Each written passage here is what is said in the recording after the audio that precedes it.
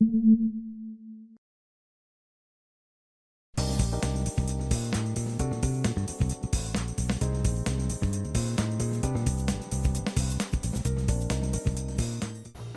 everybody, what's going on? Your host LovelyCheesePizza here. Welcome back to Let's Play some more Gran Turismo 3, the ultimate driving simulator, where we're caught right square in the middle of the Alteza race. We got through 2 races so far, and we got first place in both of them, which is good. Or no, we didn't. I don't think we did. I think we actually fucked up one of those, didn't we? I forget. No, okay. I was thinking of something else.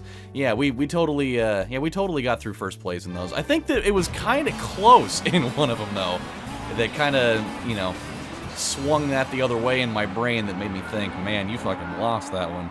You totally screwed up and blew it.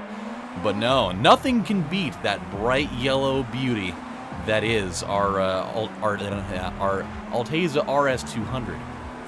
And now we get to the chance to put it through one of my least favorite tracks in all the land.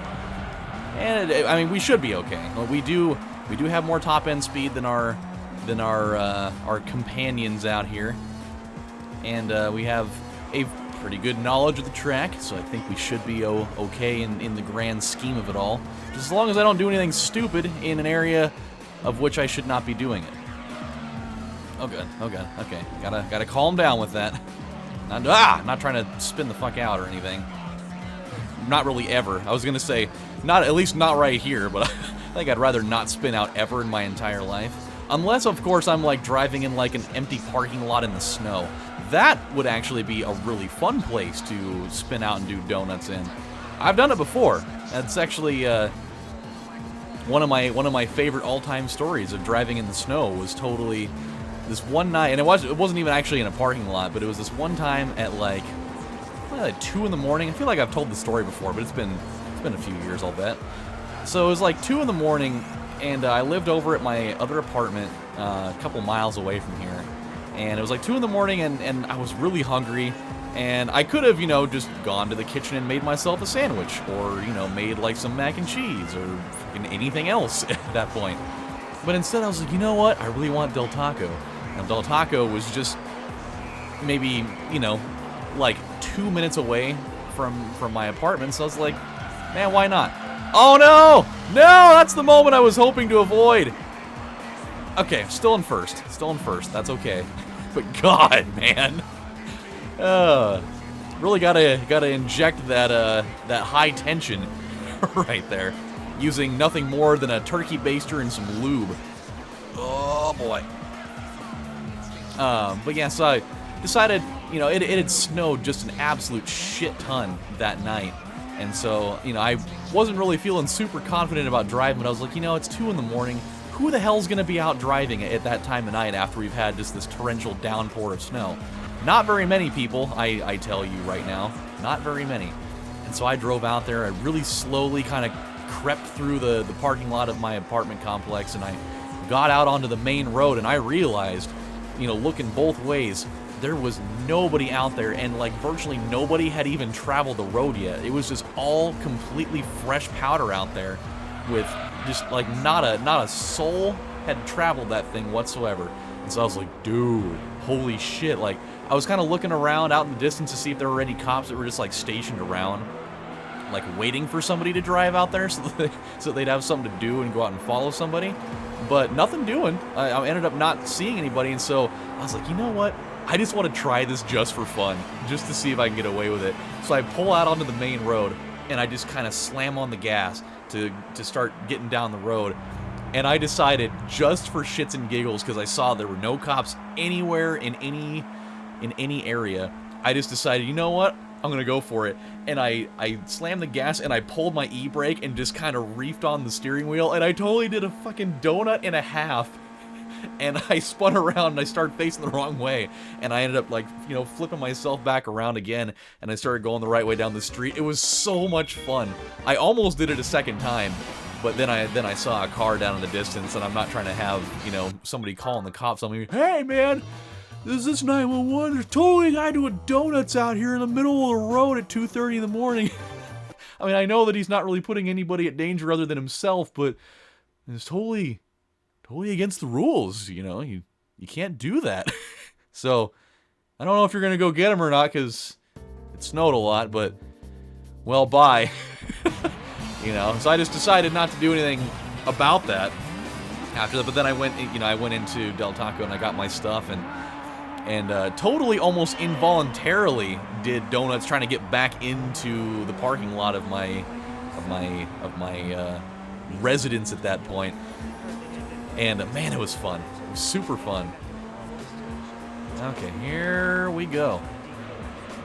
At least this is the extended version of this track. If it were just like the shortened version of Special Stage R5, I probably wouldn't have been as happy about it. I don't really like that. I don't like that version of the stage as much. I think that this one is so much more challenging because it has that one section where you've got to have that weird, you know, that weird kind of hairpin turn. I think it makes this track so much better, and just gives it just some length, you know. Okay, here we go. Yeah, that way. See, that way you go jump over there and you take one turn and you're right back around to the very beginning of it. It really injects like no life into this course at all. Here we go. All right. Would really love to get a clean sweep on all these. That last tournament we were in really didn't lend too much to that. And yeah, see, we even get like a little challenging turn right here. We got to kind of weave through this. Be nice if I could get through it nice and clean, just like that. That's kind of what I was looking for. And then, oh, I was gonna try and undercut that guy. Didn't work out that way. That's okay. We got one more lap to do it. So I found out about something. I think it was yesterday. Yeah, I think it was yesterday. It was super cool because I love hearing about stuff like this. Like, it's so cool to me when they can find stuff in like old video games that went completely unnoticed by the general public for like really long periods of time. Like, I remember, I think it was like within the last year or so that they found something with like the Mortal Kombat arcade like the arcade cabinets, where there was like some special type of like I don't know if it was like a debug mode, but there was like this special menu that you could unlock by doing this completely insane sequence of button presses that would open up this little extra menu that you could go and look at like all the, you know, end credit screens and all that type of stuff. And so like that was a really cool thing. And as far as I know, that was like one of the last games that they found, you know, something like that, because there was one on all of the different Mortal Kombat arcade cabinets. But there was an article that I saw on MSN of all places yesterday, where they were saying that in Donkey Kong 64, that some random player, I don't know if he was like a Twitch streamer or if it was just some guy, had managed to find this one little thing that nobody had ever found before. Supposedly, I don't really know how they would have verified that, but apparently nobody had ever found it. And so I guess when doing, oh god, oh no, I will not let you take it from me. Oh my god. That was so close. Oh, defensive driving always wins. Even though now I gotta go take my car to the body shop and have them totally repaint that side, because it just went. Whew. That was close. That was really close. That was actually a great race. I mean, look at that. The top 4 cars all finished within a half a second of each other. That's a great race. I mean, that's what you always hope for in one of those types of situations. But as I was saying, oh no. Oh god. Ugh. Almost exited out of that damn thing. That would have been a travesty. Anywho, so I guess in the game, because I've actually, this is gonna be like blasphemy alert, wee, you know, sound the alarm. Blasphemy alert, I've actually never played Donkey Kong 64. I've never played that one before. It was, I don't know, like, I think that just when I saw gameplay from it, because that was at such a weird time for the N64. I think it came on like early on in the console's lifespan, where a lot of those 3D games looked just a little not right, you know? They like, the graphics just didn't look very polished at all. And so I think that from a visual standpoint, it didn't really strike me as something that I was like really down to play. I'm sure that I am extremely wrong for thinking that way, because I'm sure the game's fucking awesome. It's just that I was so accustomed to, you know, the other kind of, you know, side-scrolling versions of the game. And I think that's kind of like a weird kind of Castlevania way to look at that. Like, you know, there are so many people that were just like, oh my god, when Castlevania 64 and Legacy of Darkness came out, you know, why would you ever want to play those? It's totally deviating away from the original formula that was so successful. And yes, and like those games were definitely strikeouts for the most part, I would say. But with this, I don't know, it just like that one, it kind of felt a little bit of the same way, but from what I understand is like it's a very well-respected game in the franchise, and people really love it and all that stuff. Oh boy. Oh god. Why do I not remember this course being like this? Maybe it's just because the last couple times I've played it, I've had to do it backwards. We are doing absolutely terrible right now. This is not a good sign for how this is going to continue. This is really bad. We've now found our Nemesis. Oh, boy. Nope. Yep, gotta use you for my own selfish gain here. That actually propelled me really well. That was awesome. That horrible misjudging of the situation there actually turned out to be the best thing I could have done in this race so far. Okay, here we go. But yeah, so super cool. I guess what happened was, because I have been like dodging actually mentioning what it was. I guess when you're doing 100% runs of that game, there's like X amount of, you know, certain coins and stuff that you're supposed to be getting. And I guess that the amount that it was supposed to be was like 900 and something, I guess. I could be wrong on the number right now. But it was like, oh, no. No, God! There it goes. We have officially lost this race. We had everything that we needed up to that point, and we blew it. I mean, we're still going to win the tournament, and that's going to be fine, but we're going to have to come back to this race separately and do it again. I just can't seem to string together all of the wins in a row that I need. Super stupid. Of course, I couldn't go through that without finding a way to fuck it up.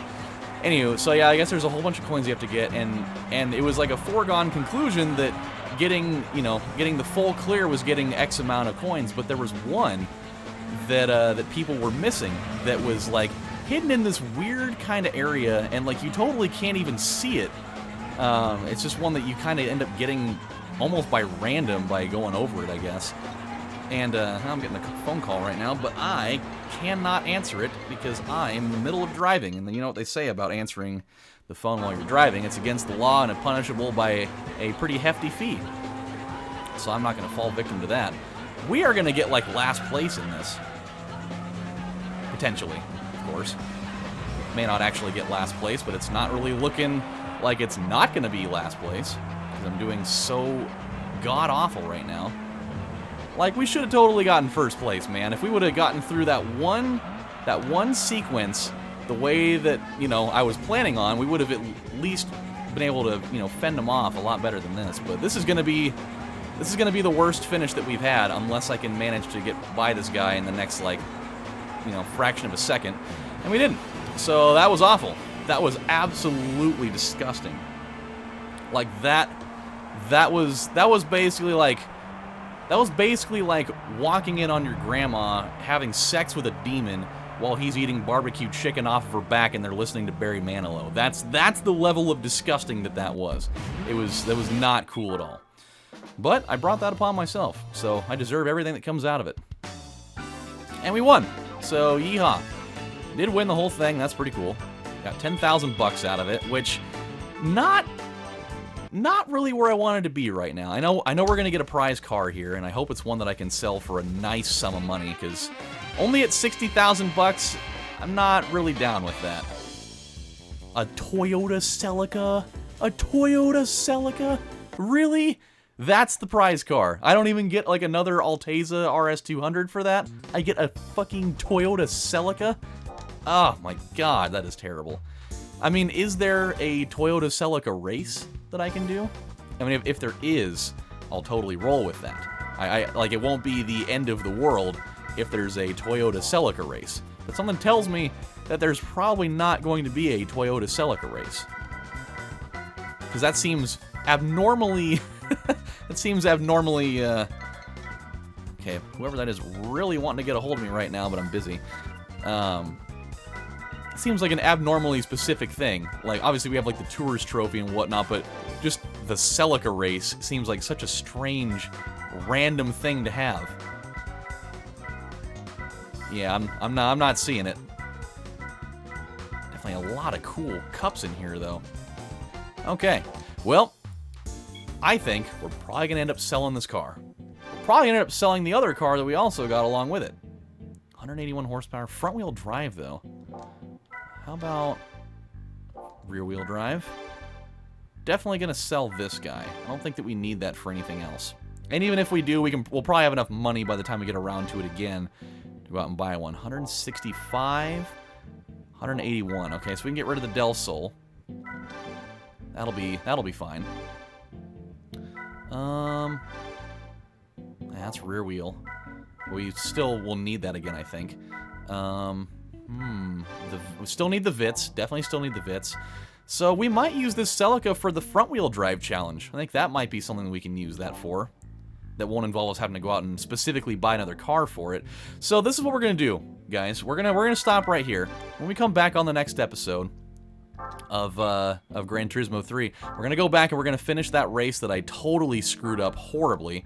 We're gonna get first place on that, and then we'll start up probably the front-wheel drive challenge. So I think it'll be pretty good. I'm hoping for the best, but I'm not guaranteeing anything. So until then, my friends, you guys take it easy. And yeah, dude, super cool with that Donkey Kong thing. I kind of want to read into it a little bit more. And if I ever play that game someday, I'll have to incorporate that strategy into my playthrough. But who knows what'll happen. So until then, my friends, this has been your host, LovelyCheesePizza, saying thank you guys for watching. If you enjoyed the video, tap the like button. It really helps me out a great deal. And if you want to stick around for more, do hit the subscribe button. I'm going to be posting these things all the time. So you guys take it easy, and I will see you next time. Bye, everybody. I gotta probably call whoever's been calling me, because it's probably important. So, yeah.